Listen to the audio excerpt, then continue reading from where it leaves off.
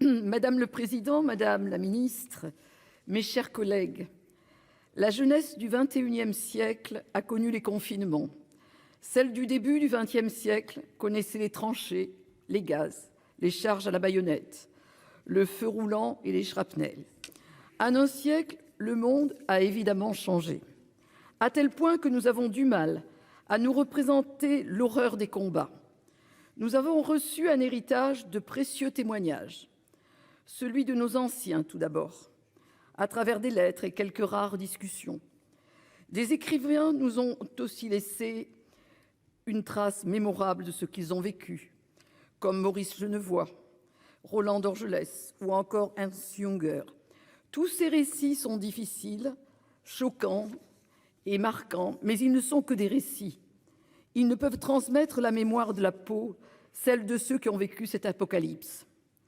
Celle-ci s'est éteinte en 2008 avec la disparition de Lazare Ponticelli, le dernier poilu. Il nous appartient désormais de maintenir allumée la flamme du souvenir. Les monuments aux morts de nos communes retiennent les noms de ceux qui se sont battus pour défendre la patrie, des Ardennes aux Dardanelles. Il s'agit de lieux fondamentaux pour notre République et pour notre nation. La Première Guerre mondiale a fait plus de 4 millions de blessés parmi les militaires de notre pays. Elle a tué près d'1,5 million de soldats français. Aujourd'hui, même avec ces chiffres en tête, on peine à se représenter l'ampleur du massacre. Nombreux sont ceux qui ont donné leur vie pour défendre la patrie. Certains d'entre eux, cependant, sont morts sous les balles françaises, condamnés à mort par une justice de guerre. Une justice qui n'offrait pas de procès équitable à l'accusé. Elle a exécuté des déserteurs comme des soldats tirés au sort, mais aussi des fous. La proposition de loi que nous examinons aujourd'hui vise à réhabiliter l'ensemble des militaires condamnés à mort pour désobéissance militaire ou mutilation volontaire par les conseils de guerre spéciaux, c'est-à-dire 639 soldats. Ainsi qu'il a été rappelé dès 1916, le Parlement français a décidé de mettre fin à ces tribunaux spéciaux. Il reconnaissait ainsi que ces procédures n'avaient pas grand-chose à voir avec la justice. Dans les années qui ont suivi la guerre, plusieurs vagues de réhabilitation ont eu lieu.